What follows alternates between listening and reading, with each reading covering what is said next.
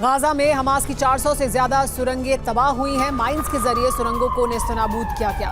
IDF ने सुरंगों की तबाही का वीडियो जारी कर इस बात की जानकारी दी है।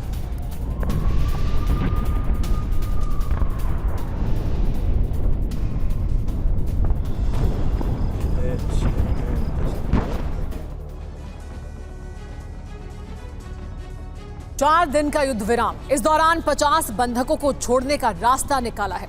96 घंटे तक हमास और इजराइल एक दूसरे पर हमले नहीं करेंगे।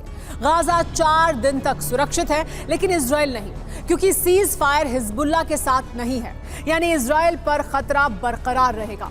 अब सवाल ये उठ रहा है कि क्या ये हमास की नई रणनीति है, जिसमें हिजबुल्लाह को फ्रंट पर रखकर जंग का नया सेंटर लेबनान बॉर्डर पर खोलने का मंसूबा है, जिससे इजराइल 2 मोर्चों पर युद्ध में घिर जाए।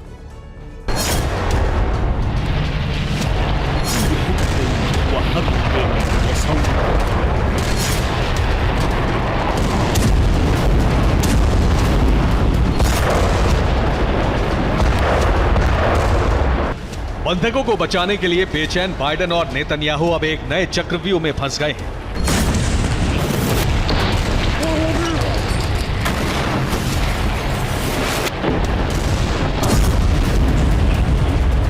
अभी तक हमास हमलावर था, लेकिन अब हिजबुल्लाह ने जंग छेड़ दी।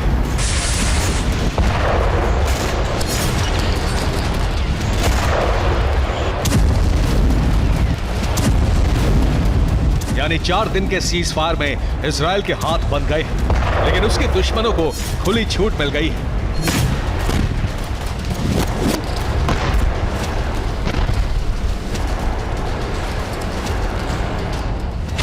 क्योंकि सीज फायर की डील सिर्फ हमास के साथ हुई है। इस दौरान ना तो हमास इजराइल पर हमला करेगा, ना ही इजराइल गाजा पर बम बरसाएगा। लेबनान में बैठे हिजबुल्लाह के लड़ाके इसी ताक में थे कि कब इजराइल में तबाही मचाने का फरमान जारी हो। वैसे भी नसरल्लाह ऐलान कर चुका है कि वो मिडिल ईस्ट से बड़ा युद्ध शुरू करेगा, जिसमें सबसे पहला टारगेट इजराइल होगा। यानी हसन नसरल्लाह ने जो कहा वो अब होने जा रहा है, और 4 दिन के सीज फायर से बड़ा मौका फिलहाल नहीं है। इसीलिए पिछले 24 घंटे से हिजबुल्लाह हमले कर रहा है। लेबनान सीमा सुलग रही है, उत्तरी इजराइल पर रॉकेट बरस रहे हैं, दक्षिण लेबनान से मिसाइल दागी जा रही है। यानी अब जंग का सेंटर गाजा नहीं बल्कि लेबनान होने जा रहा है। अब इजराइल को 2 मोर्चों पर युद्ध लड़ना पड़ेगा। 4 दिन के सीज फायर के बाद युद्ध की परिस्थितियां पूरी तरह बदल सकती हैं। हमास और हिजबुल्लाह पूरी ताकत से हमला करेंगे। हो सकता है गाजा के बजाय लेबनान को टारगेट करना पड़े, क्योंकि इस वक्त दक्षिणी लेबनान की तरफ से ताबड़तोड़ हमले हो रहे हैं।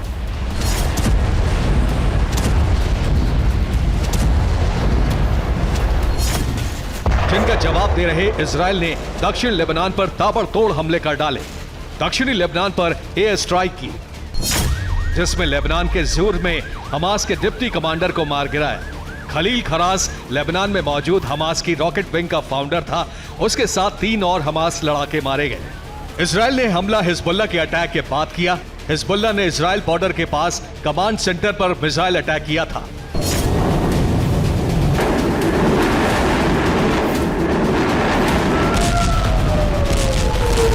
जिसके तुरंत बाद इजरायली फाइटर जेट्स ने बैरूत के ऊपर उड़ान भरी और दक्षिणी लेबनान में हिजबुल्लाह ठिकानों पर बम गिराए।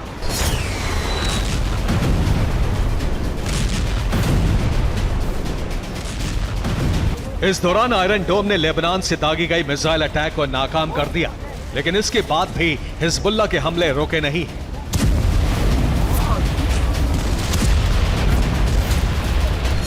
अब वो और ज्यादा हमलावर होकर ड्रोन से भी हमले कर रहा है। हिजबुल्लाह ने दावा किया है कि उसने पिछले 24 घंटे में 12 से ज्यादा बड़े हमले इजराइल पर किए हैं। इस बीच हमास और हिजबुल्लाह के बीच मीटिंग का दौर तेज हो गया है और हिजबुल्लाह ने इजराइल पर हमले बढ़ा दिए।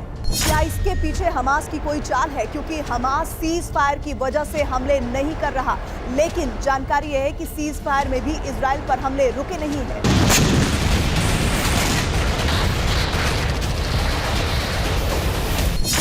सवाल यह है कि क्या इजराइल किसी षड्यंत्र में फंस गया? सीज फायर तो है, लेकिन इजराइल पर हमले नहीं रुके। हमास के बजाय हमलों का जिम्मा हिजबुल्लाह के पास।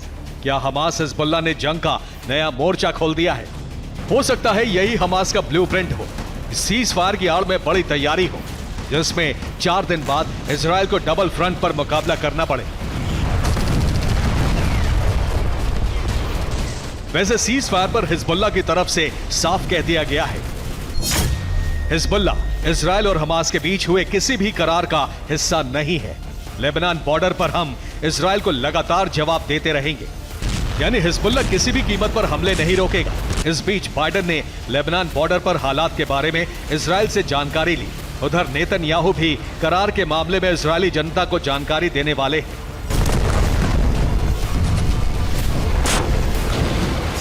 लेकिन हिजबुल्लाह इन 4 दिनों में क्या करेगा, इस सवाल ने अमेरिका और इजराइल की चिंता बढ़ा दी है, क्योंकि हमास के साथ युद्ध विराम पर सहमति हुई है, ना कि हिजबुल्लाह के साथ। हिजबुल्लाह की कमान नसरल्लाह के हाथ में है, जो इन 4 दिनों में बारूदी बवंडर ला सकता है, जिससे इजराइल दहलेगा और 4 दिन बाद इसमें हमास भी शामिल हो जाएगा। कहीं ऐसा ना हो 7 अक्टूबर जैसा हमला फिर से इजराइल को थर्रा दे।